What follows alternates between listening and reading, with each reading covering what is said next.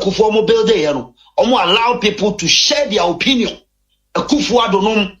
Dr. Kofi Predo Aprekudom obi aka na adwene kwabra Japan young men they express their views Ojase na asema ba party mu na bibia ba na ene you go one person obetima kan okura che Ghana for ni mama Ghana for hu se ye party no ye wo mrante wo ma ye kan okura eto ti abonte obo se party we no nokura wo ye ni nokura che the electrics ye man nokura die nya also bempa ewie no ho kase sede enro kan ye no obesan aka ne biom galamsey no MPP for womu eye bi pa yentie ene uni messages amenya free ahemfo ene mpanifo mini Ghana ukaye ukra na draw my attention I was somewhere doing my thing kra mini de akoso ahemfo mpanifo from Ashanti region mpanifo totowuro lawyer for ne mpanifo totowuro a frame say what is going on what have he the people away party no allegedly bebre what do you galamsey Uti say galamsey yetimi and then and Kufuor they embarrass the president and then mama about power what moral high ground to bend na your war say yeah sorry say we are going to attack the NDC for fight doing that the same thing that we couldn't decide you need some moral right you know you need moral right let the people the ordinary people out there decide that is the point I'm making Adventist World Radio Kumasi, the voice of hope. Owie ya na ochemu se enei MPP amanyoko no wamo de na tontankuru wa mu ni na ne se wa ba bonten abesisu dua pi se Kennedy akompreku ohine Japan no tai nachi eno enenam so a wamo de ne etotankuru esanse wamo dodo na pese Dr. Mahmoud Bawumia eno wode ne eba enti ne tan a wanya nina ene se wa ba bonten abeka se Dr. Mahmoud Bawumia wo maton no amfinhia beye edu ensia nini na achiri Ghana for anto enti ondo susu pa se Kennedy Japan ho ehi ana ma wode airtime no yentie ne nsem okan am obi timi sorry didi asofo chenchenche for atem on behalf of the New Patriotic Party also go down on his knee. I don't want to glorify anybody. I'm making a point. Ojase you vote to your now that panel hold position in the party. Your national executive councillor on Cheso campaign BH. Onyina obi campaign because make Kasama Kennedy Japan. Kennedy Japan when he Kennedy Japan. I'm speaking for me who could change Facebook statement I'm making is about leadership. Abrantia owusu bempa ene ete se okasafa MPP fu a wo mu ehwese obeyi no afri amanyokuo no mu no Okuni ne ayamga tutu bi ade amane NPP ne mpanimfo nyina wo kire mu se wobetena abanwa so mfe polipole nwotwe se Ghana man hwe kwane a NPP amamuo no de oman Ghana fa so a bra se NDC abe wonka wanu ntum no wonye din no mpe baabi ntena opani wono ne da Environmental Protection Authority ono na ye Deputy Chief Executive oho ode ama NPP for se wonhwe no wonye din no obisa se Ghana osusu Ghana or yade be a friend chronic amnesia ne kire say adwunum haw bi a wo hwa na wo wura fi okunu de ma say nyi sa yade bi na bibiara NPP e de afam fie mo mako nwotwe ne ye yira mfi a eda so ewo ya adwunu enu nti wonya din na afa woma aban a waba no ahoden no nya wasomdwe na afa wonhwe emfamu oman Ghana yentie okunu ni ayamga asama okai. You see, let me put things in perspective here. That the NPP and some of the discourses they are sharing, I think they perceive that Ghanaians are suffering from chronic amnesia. So they come in 8 months thinking that all the misgovernance and the raping of this country over 8 years, people have forgotten, and they can sit here and misrepresent even statistics. You said you were a best student in your school. Let me tell you, I was teaching statistics, I taught mathematics and econometrics in the university. So numbers is matter. Yes, numbers is my terrain. You were a student, I was a professor. And I'm going to tell you that if you look at these numbers, just look at the numbers. If you add just excellent and very good, President Mohammed's government performance will be about 73%. Adventist World Says Radio, his performance is either excellent or very good.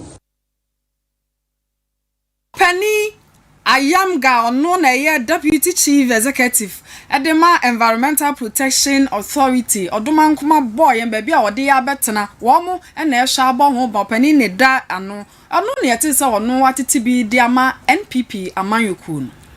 yetwa kasiano eso diana yediani echre Youth Employment Agency metre emebunu a yefa wo mo ede wo mo fantitie mu ne yema wo mo adwuma eye womu peni oda womu ano metre onimonyamfo eye Malik Basintali eno nei o kasa ena o kiremu se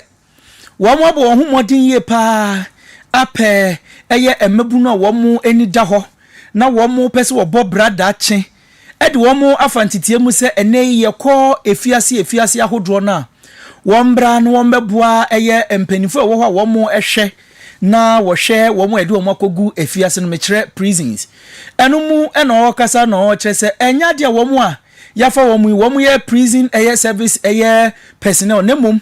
o mo ye Ghana Prison Service Assistance na che so o mo ba beboa wo mo a eye adwuma ewo ye fiase ahodo na wo hwe se obi kodi se bi nsembone na nsem bi na emra no etwe no ede ne kwa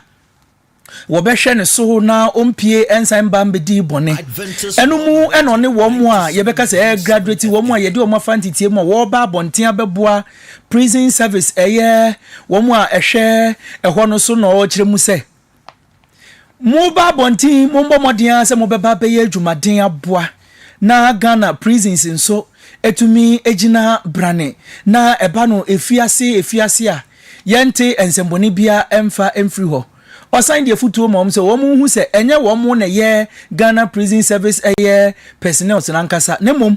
omo ya aboafo a wo mu ebeboa na wo be yire wo ho aye adwuma no ama na so ani wo mfie mienu ntem no wo de obekwa akoka eye ye fiase wo mu ehwe wo mu ede wo makogu ho ni na eso na wo so wo ba be ye full time eye Ghana Prison Service officer yentie Malik Basintali nensema odi etudwa. As you go out there, remember that you are not going to joke. You are going to work hard for the prison service and you are going to work hard for Mother Ghana. One of the messages I bring to you from His Excellency the President is that due to the resetting of the Ghanaian economy, he has ensured a 60% increment to your salaries at the end of the month. And so you get 60% increment to your salaries. Go back home, be disciplined Ghanaian young men and women, and we at the YEA and myself, Malik Basintali, aka Platoon Commander of the 5K men and 3K women, will not relent in looking out for opportunities for all manner of persons. I don't mind, and I won't wait to get $1 billion job before I hand it over to a Ghanaian youth. No matter how small the job is, somebody is out there in need of that job. Malik Basintali no ebano emebunu a yede wo mo fantitie mu efo mu ewa adwuma mu ene yetiye no Onyonyamfo amakofibu a ono na yesoafo ema yensase ne odoma nkomajapade a wode adom yen sese dia galamse no ase ani ya yenya entu opani ade nurse form wato nanumutuo ade kwa ama Ghana manyina ase wuni a emfa woni amanyoku a wowo ye bechew sa wo ye galamse benkum anani fa no wobeta biru na wode wakọ aposifu akache na mpo akopiemu wakọto na se ebo wa ye do akọ na woni aban akọ akọko ahye sa ye hwe galamse galamsey hu nsensem a yaka emma ka o my Ghana akwakoye ohaw kese a yenhu sede yebeko saa ohaw yi no ya akwakoye no amanyosem NPP for ba abanwa so a na afi wode wani kaka NDC for sa NDC for so ba abanwa so a na wode wani kaka MPP for eno na so afo yi dia to dwa se de esese yi amanyosem nyina free okon a ye ne galamsey kunum na afi ye nyina ka bom na ye hye ne pen pomasibre anya sa ye nyina ebedrum rebi gise ensuo ye kɔ oman foforo so ne akofa nsuo aba afa nsuo ye nuane ne nam ahodo ye yifiri ye nsuo nim no agise ye kɔ ama ahodo so ne akofa saa ne ɔma nyina bi aba ne nyina nso aye Ghana sika no abi anu nti na ye nyina de ye nansi form na afa ye kon galamsey no ema ye tuase ana akofa anije ade abre nti oso afo yi de amba wa sese wo hye kululu baabi na afa wo ye galamsey no wo kwa na wa hye wachi fese ye nyawo a ye becho ede wakɔ police station Yako ensemfo from openi no ni din ede divine Selassie agbeti se wo ba eye Ghana manmu wo mu a ehwe se ye ko social media ahodro no akodi adwumadie ahodro ye nkokasa entia obi na ye behwe se ye ko social media ye bebo bra etini na eni eda ho kama mekire Director General of the National Cyber Security Authority womo aso ye enopeni kasa no kire mu se ene ise okọ social media hodro no so a ene obehu nkwadan nketenkete a womo awie SHS ebi mu so afen womo awie JHS ebi mu so eda so JHS ni SHS ene womo betena social media ne so a enya sem keto akura ena okasa no kire mu se ena no ade ya oteho nkohwe video bi a enkwalai emaba we ya womo awie SHS bi ena ndie se womo kosua kasa foforo de efi apuase o asase ase no mkosua yo ndie we are going to scatter your boyfriends and husbands them we are going to snatch them and say hey efi da be na eniwo efi Ghana fo nkwala mani so sa na nkoda ntoto fefi afa na mawie SHS a mo be se mbetumi akọ suapomu na mo betumi akansi mo bo se mo be de mo ba beje nkofo kunu mu afiri wo mo nsa Debi o Ghana ye no ane sen ena ambene enumu enopeni divine Selassie agbeti kasa no chemu se enye suban pa enti ode futuo kese akọ ede ma emebunu ni titru ne emayo na wo mu ebegina social media ene na social media menenam ho o hwe se de emayo no wo mu ehye wo mu toma sebi bebi e wo se wode ehye ne nya ho no wode hye na we yegu wo mu atade ne so na womu woso womu ho saa eno ena divine Selassie agbeti ka se we yemfa mbu man emebunu ye saa dia na che so man no ye da ache ato ape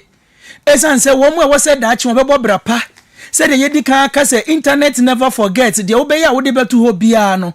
eyade a enipa ebehu na we yi akere da ache no e wo se mebunu no hwe won ho ye pa ni tituru ne ye mama ya womu asoa womu men na che se wode ade ya to apampa so a wo mu eton etufo bode mankofo no chem se wei emboa enkwada no hwe ne yie pa se obetumi abo ebra papa na osan eka kire wo mu se de ne ebi mu ba bonten a na wo mu atwe kamera si wo so na wo didi empanifo atem ema ebi so eye asantehene mekire Otumfo Osei Tutu ababio enafe Ghana ye mampani His Excellency John Dramani Mahama eni mpanifo aka wodidi won atem no nini na enya de pa enti won hwe won hu ye pa isanse se wo ko share sa de na se cyberbullying harassment ni de keka ho eni se wo wrawra wo hu ayiyi wo we mu e de a kire se nkofo enhwa enya de a eya de pa enti wetu mabunufu so bi antwe no ho enfemfiri no ho ne yeka se wo ya katesia pa eni se wa sha atade te se de abena aduma ku redu hye yi bia ne ko mu ni na besi ni na se wakata ne Roman sister kura mfa no ho eno ochem se ena Yesu ban pa se emebunu no de won hu hye ma ebetumi aboa amada achi bi yabo mu din person se din pa wo hoi eya na eyesin ahunya eno mu na divine Selassie agbati adi tudwa se enkwada ni hwe yesan se mra wo ho a se wokotena social media na wentumi ankansem pa na wokansem hu sabi e de fampanifo ho roro ho a wobetumi akire wo e de wo akọ eye asemdibia Ya to akase no so Dr. Belinda Glover ono na ye Deputy National Coordinator Emma Free SHS de ye kano no wono de afutuo bi akwa ama awofo a woma echo BEC na won sohwe ba ye na afi no ye de wona atutu suku ahodo mechere placement no na sa wo sha wokọ asoya ya biebie ama Free SHS placement no a ohamu nchichemu aduokono num na awofo na ba ne ti awa ne se suku a woma no enya aye no wompeho na yensesa suku no nampo yamfa ne nko suku foforo enti se bia ne abofra ne nya de kan se category A anase suku so ehu se ewosoro pa no a na afi abofra no nya de wofom opese yesesa no na bia de no ko suku so akese a ye kan prempa ne opokuware ene ya asanto anu mu bi no eno na mami ade kwa ma awofo nyina se yenyan na ne nyina mu no sabe acherecherefo na neguo ne awokọ category A ana suku na yebu no sabe kase no a obesua no saa no wokọ suku nkaye no mu a obesua enti wonyan hawa wo ha mpanimfo na afei mmofra ne awofo a wo ohawa nkasa ebi wo ha ne nsọhwe ne baba na ebi a yede ba manim na ama no anasa ba madi na mpo sa wo yoba ne de opokuware school ne de ama no saa hawi a eye ha papa ne bi na asoye hwese wo ba yensiesie sade ba ye na ebraso na mmofra yi ko suku a wanya kwan akosuku mu eno nti awofo a wo ye saa no wonyan na chire no se kwanya bi ba se so wo ye sansiesie na obe yentie maami Belinda Glover de okai. We have done that, okay? But the major issue is those who are coming here with the grades that cannot take them to the schools that they want to go. Remember, it's a system. It's an algorithm. So the algorithm will be able to interface and then play out and then be able to place you where your grade will take you to. But if that is done, and then you come back insisting that we should take you to a different school, it's not giving us problem. And that is what we are facing here. Large change of school. It's not about I've not been placed. It's not about I cannot get school. It's change of school. So it means that the person has already been assigned a school, but they just don't like it. Dr. Belinda Glover ono na ya Deputy National Coordinator Edema Free SHS Secretariat no ane yete sa wode kwa ma awofo nyina sa wonum so ntwen ope suku a yede ama oba no esesa wo hwe na oba no ekosuku echan se waba asoye ho na woba behwe ama yasesa suku no ama wo man yeda soa ejina womesua asoye na wode wani ekyeremu ewo ehumesua asoye na wo openi ono eda no mekire onimonyamfo Haruna Idrisu ono eye soafo de ma enwumesua na o kase eden pa na awofo ni bi mu wo mu epe ade a ono na ninje ho kura nso obehu se akwada wenya eye aggregate eye 35 ne eye 37 mekire eduasanum ne ede ekopim ne eduasan ensonso na wo mo pese kwan bia suku kese no na nkwada ne ko no kire se wei se suku no ye ni free e dia ma Ghana foni na se obi anko free SHS ni bia eno enkire se modern monso enka ho se eyade a enkane no na obi antumi nko free ye beka se o ene obo ne ho modern no nya aggregate 6 enso esanse na wofo ni skenti no ye de na kwa akoto fabode e beto metwok eye technical school ana se mangwa mbrentem eye vocational eno si we die ntesa unya aggregate 6 wenya 7 wenya 8 wenya 9 wo modern mo na wo boy na be kire school preko ye de wo ekwa wo nkoti ahwe na fa adan ena nkwada ni bienya aggregate eye 35 ne 37 enso chinchina chia yesi yemfo omo enko school apon no me kire nto so school no de ejina ne na so brane ye be kan oputo kasem se category A and B eno chem se ultra 30 ede kona ohu school a wo benya any schools nkete no mi modin eno obi ene me aba betwe nanso osofo kiremu a se wenya aggregate eye papa eni se wo ko school a eno ewo soro se school no ya ni free enti se ye free die se wo be ko die eye category A na B a o se wo modin mo ene kire yentie oswafo no ewo Ghana yehumesua eye fapem ho no yentie Haruna Idrisu nensema odi atudwa let me assure you that placement of persons who pass in the BEC exams is ongoing. The Director General sitting here have no access. I have no access. Deputy Minister have no access. No Deputy Director General have access. In order to guarantee the meritorious application of it. But sometimes there are other persons who may want to abuse it, and we'll deal with them as and when we find culprits. For instance, I would not accept a student with aggregate 37 going into a category A school. What would be your justification for that? If you hear that a student with aggregate 35 or 37 is placed in a category A school, does he belong there meritoriously? That is questionable. And also for share a woman so Haruna Idrisu and Echemuse se wenya aggregate papa schools na yanketenkete na ne wose utumi ekọ wonto aso school no ewo ho na minimum obi a wonya 6 a okọ senior high won koya science o science de wontimi eno no kasa won se unya 6 eno nkyere se kwan bia so koya science se betumi aba se wenya 6 nso science no enye ho ene wani je unse eya namfo so ayetaye ne se akwada ni nimade kakra na ye pese okoye doctor enye saa na tie ebia na akwada no no ankasa akare ne hu se ontumi me doctor tene emfa won 6 a wenya course a ope no ene wo so ye me general art uko mi school a ye yi wo mu ana wo mo mode mo so ani pa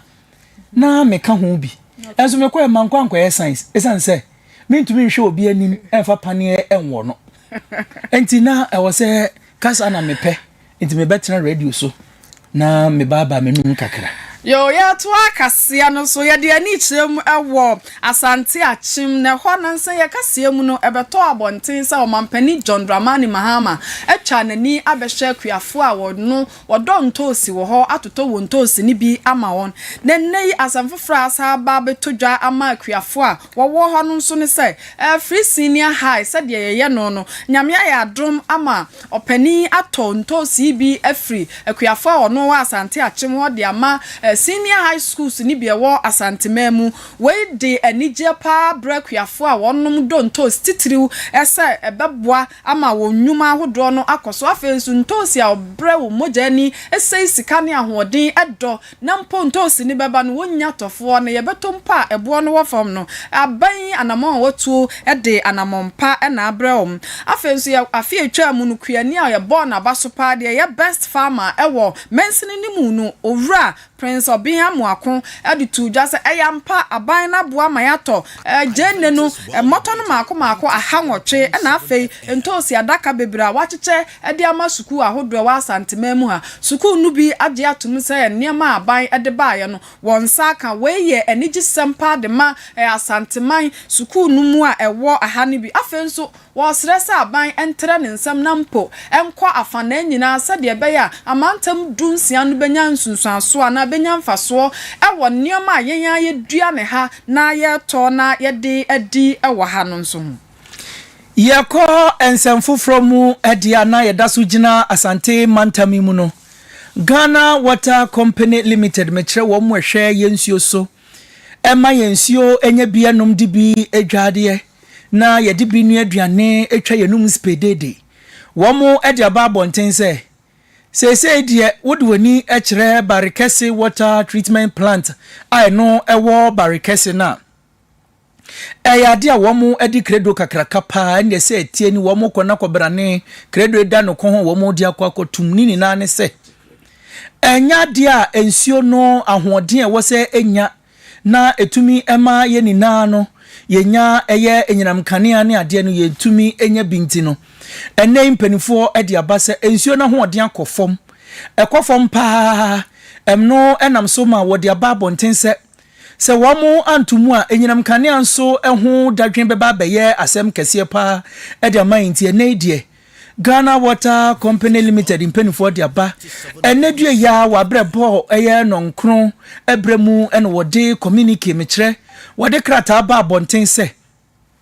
enya dia wo betumi ama ensuo no ebuegu tatatatata se de bia yenya no ewo ye fie no esanse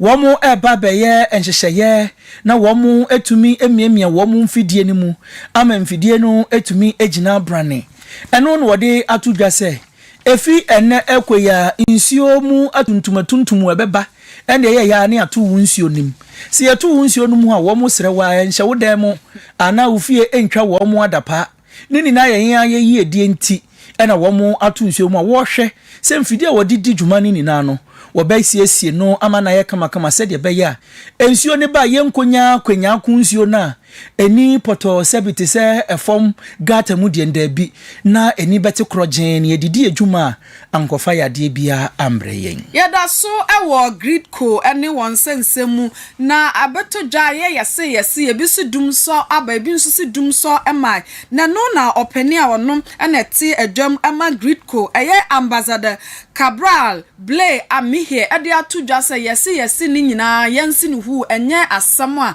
ɛyɛ nokre na mpo wokɔ anyinamu ahoɔden mu a tumi anasa ahoɔden a ɛsɛ sɛ yɛnya na ɛwɔ hɔ na tumi boa yɛ ma yɛnya anyinamu ahoɔden ma man Ghana num wokɔ anyinamu a sɛ de ebubububu no ɛwɔ 3700 megawatts ɛno na ahoɔden a ɛsɛ sɛ yɛhia na mpempre no sɛ wohwɛ ahoɔden na gridco ɔmo wɔ no a ɛboro 3007 no so ɛyɛ 4048 megawatt na kyerɛ sɛ yɛ wa ahoɔden no kura bi ma ebi boro so ana ebetimi de yakoyanim ɛno nti mpanimfo a wɔnam monten so ne nkrofo bi a wahyɛ da hyɛ ɛpono akyi na wɔkeka sɛ dum so ɛyɛ aba no ɛnyɛ no kura na afei no yɛntie information anasa asɛm bi a gridco anasa wɔn ma wɔhyɛ yɛnyina ma ahoɔden so wɔde baba abɔnten no ɛno na yɛntie Owura Blay Amihe asɛm a wɔkae. Actually, basically, apart from the weather, which is also impacting on the forecasting demand, but if you look, we talked about the nameplate, the capacity that we have as a nation, as a nation, on the bankable capacity which we are available. So,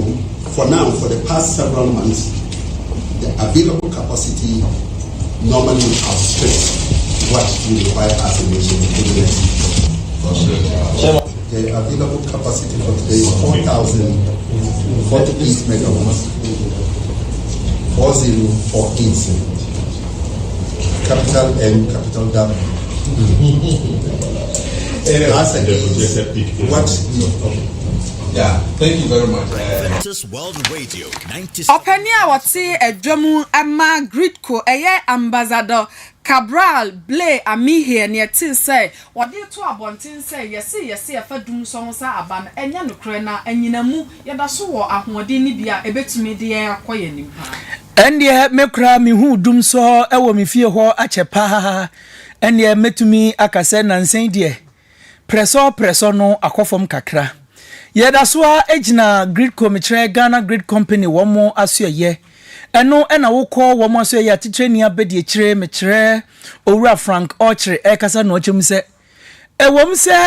womo pani dia babonten se enyinam enkane ana ahoɔden a yewo no ebro de yehia se yeye oman so nanso womo hawo ba kopa ne se eyade a ene nkofo ewia womo infidie wodi edidwuma enu echenso gadamsefuo yi ende baabia wo mudin ewo mu bi wo mu nso ha wo mu ye pa esanse wo mu eye ahoma eye dade de ya yedisisi wo ne yede ahoma ne guso de beka se tawa no eyade a galamsefuo aye adwuma de afa asie nina ebetumi akofo ye ne kase pa de abro man ama wanhwe ne ye wo mse ye wo enyinam kane ahoɔden no wo soro pa nso na ye ba aba bewura dumsom okasa no chemu se yene womo a mekire Ghana fo na yene womo ye galamse ni na enkasa isanse se de womo etu asase na se ede ben womo mfidi ahodo no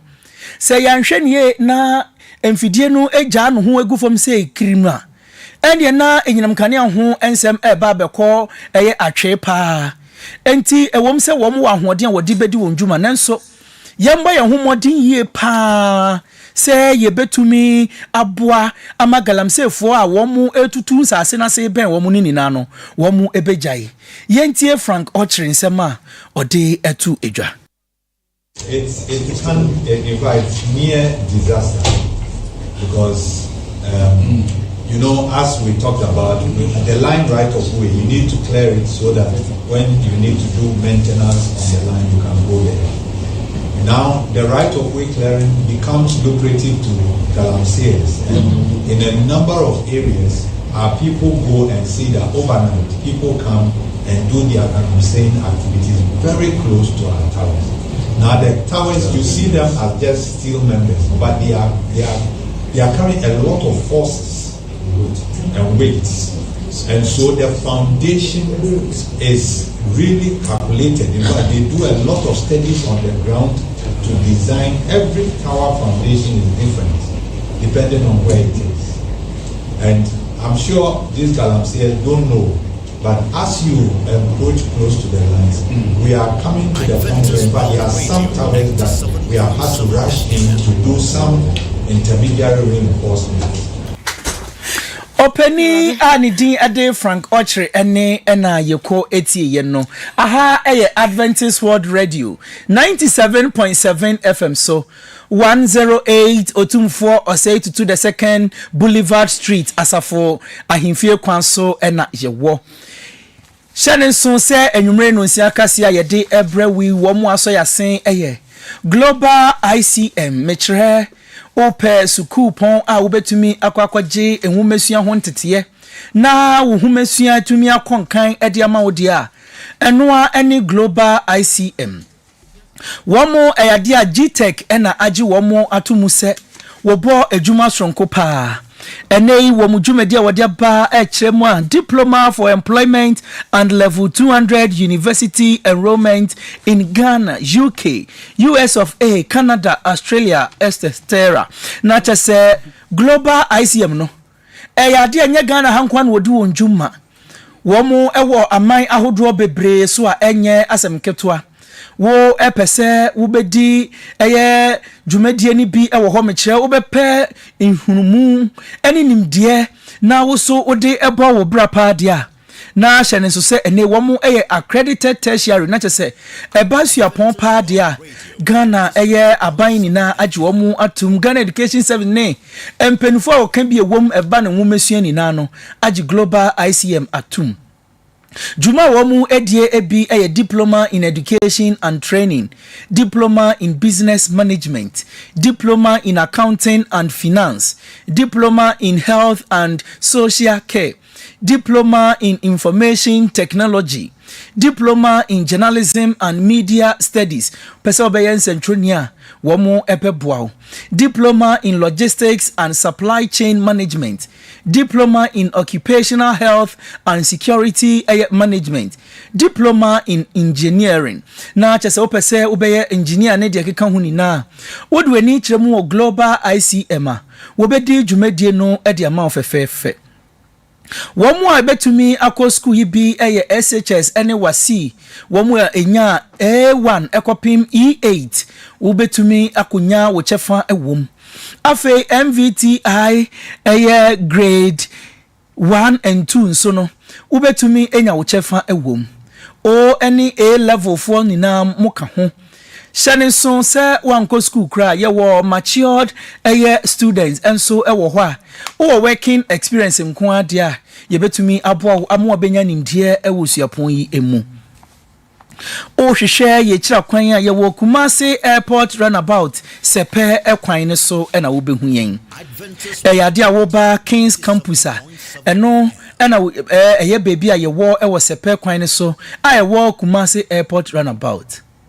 Ye regular evening ena afe weekends classes regular no wo mo ekọ school ti se de school ni bia ekọ evening nwumre de ena weekends na wotwe no awie ye de a ye de etudwa ema wo mo ebepe nimdie ni na Freyen wa homa 204 so 0209 661 720 0209 661 720 afei enamafo WhatsApp 0244 764 796 0244 764 796 na kwaje eye nimdie ne ntetiye ewo adesua mu ewo suapon ye friend global ICM shane so se nwumre no nsia kase ne yawada ebobo so me da toso edionu num wa fimpinu ni edionu enum no ubenya bi ahwe ewo Facebook na YouTube Awr Kumasi 97.7 abef ntintamfidie so www.awrkumasi.com Radio Garden no twetu phone so Awr Kumasi 97.7 wonsa ebekanyen ye twa ye hutew ye ba kase no ebeto aso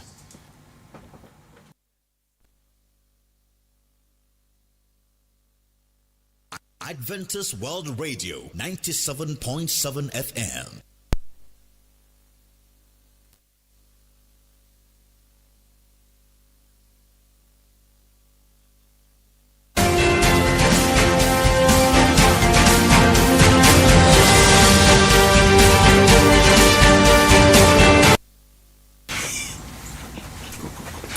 Yeda etiefo ni na asese mwafidie no edasoda Adventist World Radio 97.7 FM so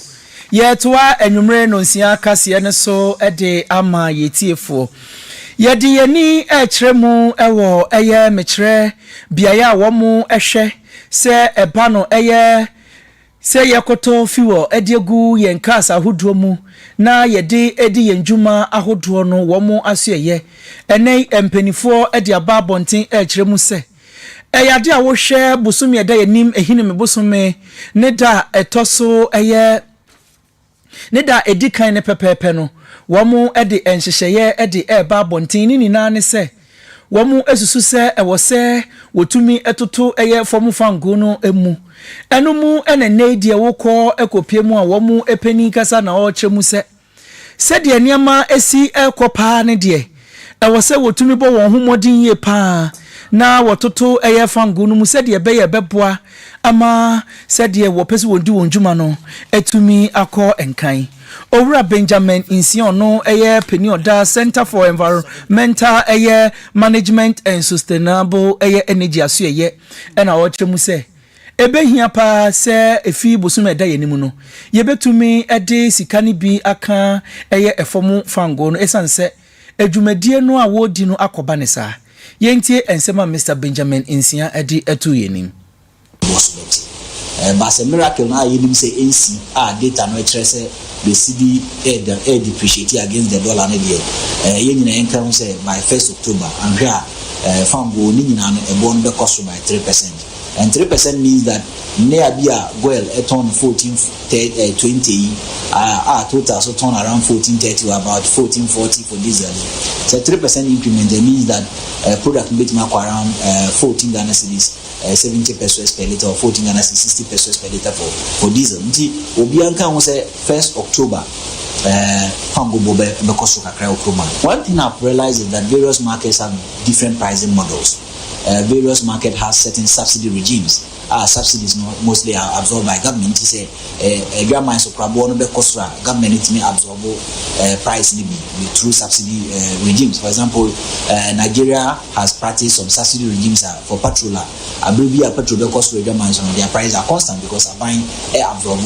new price increment. We have other countries in Africa making sure say the subsidy regimes but beyond that there are different pricing models because different markets have different distribution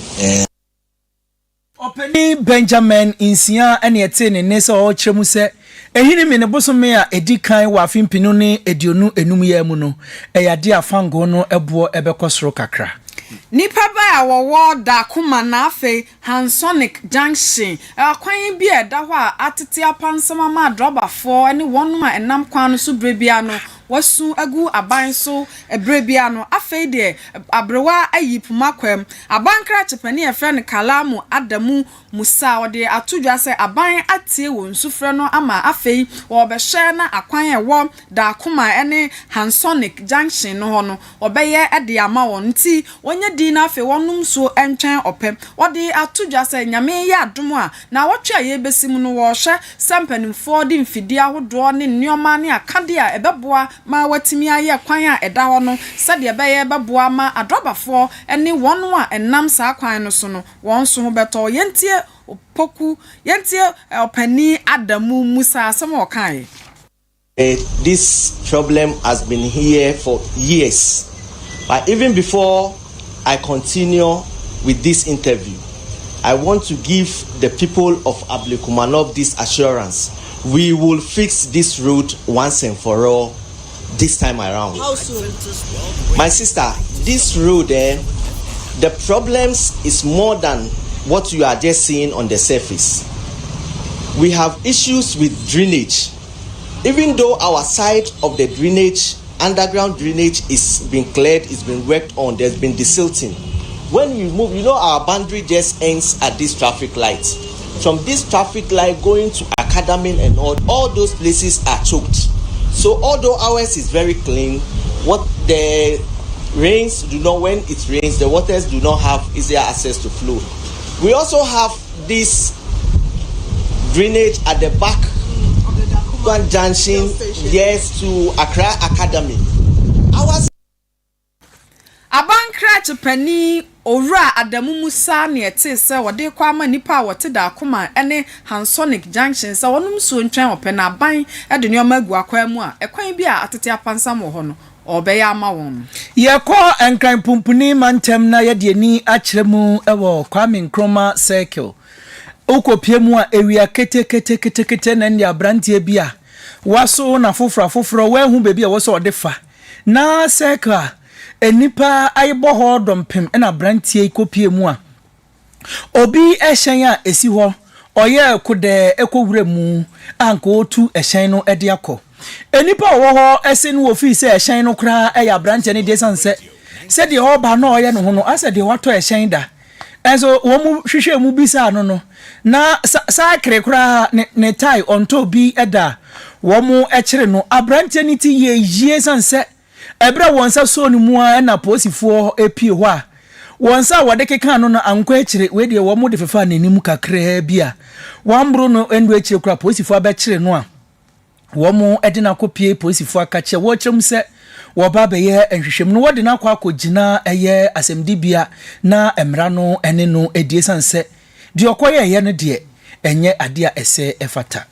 ya to akase bono so na ye de ani kirem ewo tema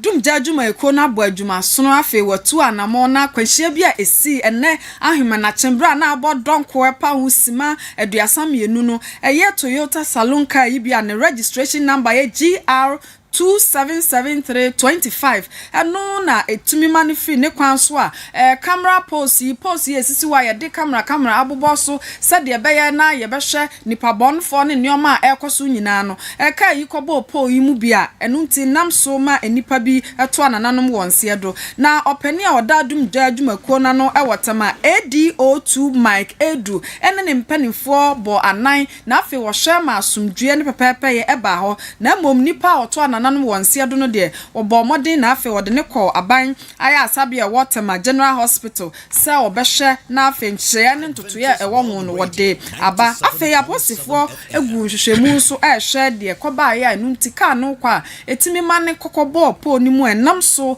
ede onipa bi ato nanan ewonse do ewotama no yako ensemfo from enche ne beto jase GNPC eye adwumaku a womo ehwe fango eso ede abase wukopiemu ewo voltayen eye basin ho a ade afango ni bi epiemu wo ho a womo ekohwe no wadi hu dwuma enumu ena womo mpanifo eko eye etifido mantem ne nimpotemu ena womo eko dagbon womo eye ohin kesi owo ho a ono ewo Gbewa Palace ewo yendi mekire jana ene womo ekọ ne naso ene wo ekọ ne se womo abanasa aseso enti yana Mahama Abukari a otoso mienu ono nso eje womo feso a wehira womo se neni age pa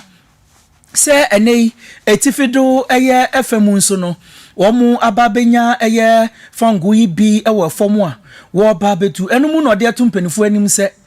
wehira womo ehira asase ni nyina so womo ba hwei fangu no womo betu ama na busu na mom ode adesrede kese ba ko to omunim se won bo won homodin ye pa se wobetu eye fango no ewo etifedro ne mpotem ho a wode mpuntunjuma beba se de be ya wo mo ewo eye etifedro ne mpotem mebunu no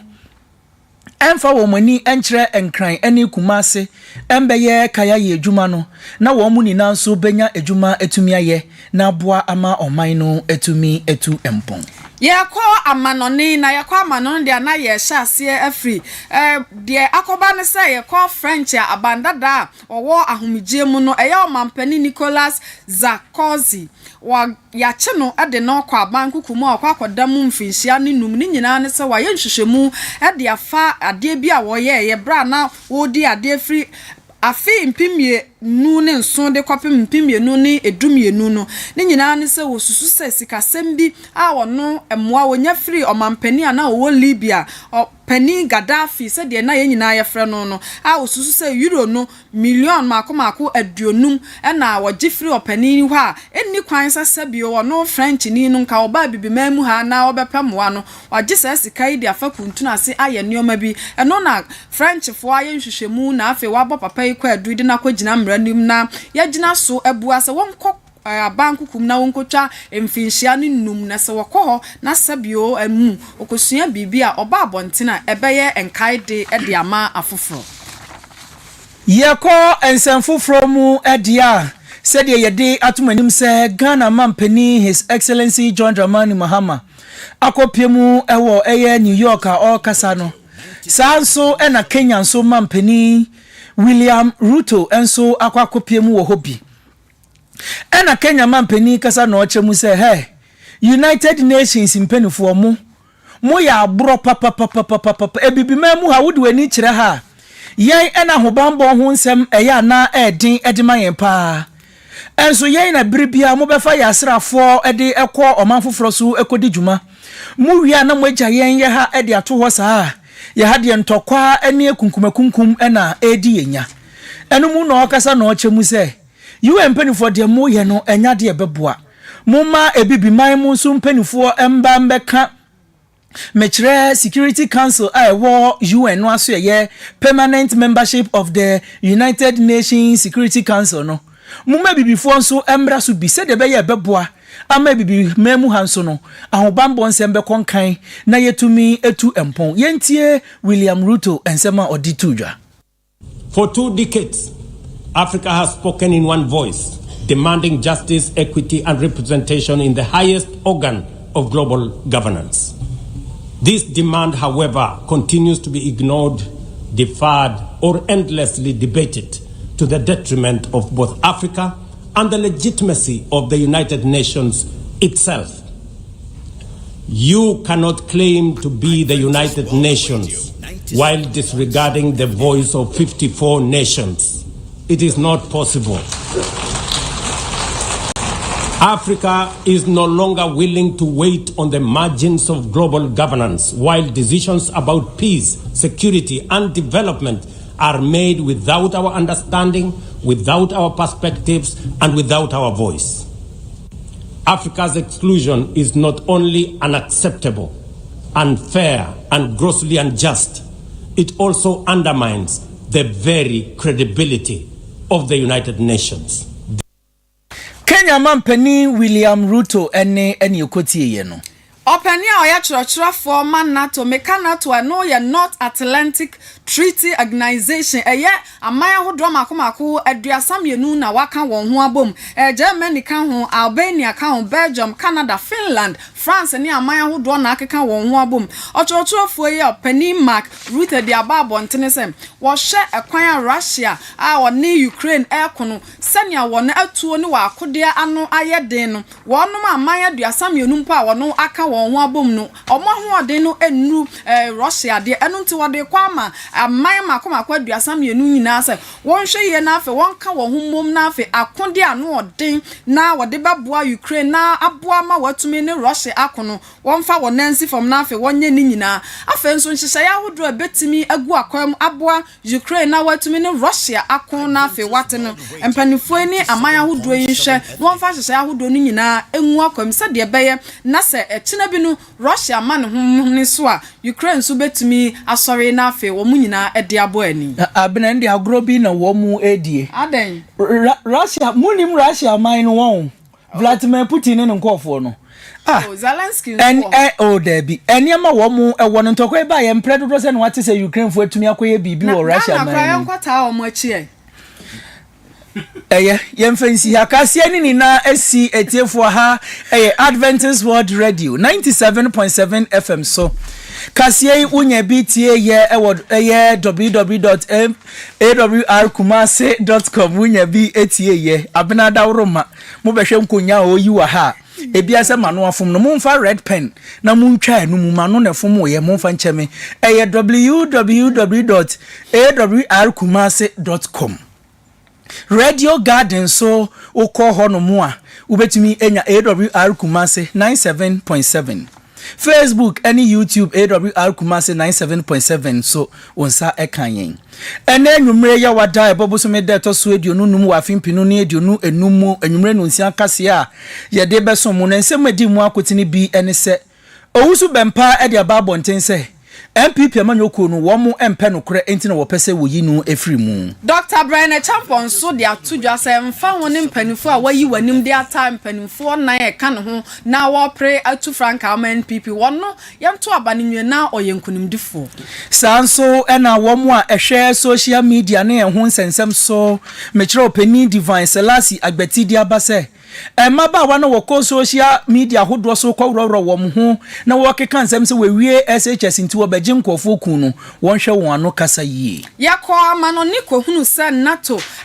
amaya hodo de asamienu a waka won ho abomu no ase wakode ne ahoboabo ano wo form na Russia de ne wo soro enti wo hwe so obeka abom na afi won so ho aye den sa we ene ensenka ye bi ene na nwumrei ye fa bra nya adaje de beso mu se nwumrei no nsia kase ye wo Adventist World Radio 97.7 FM so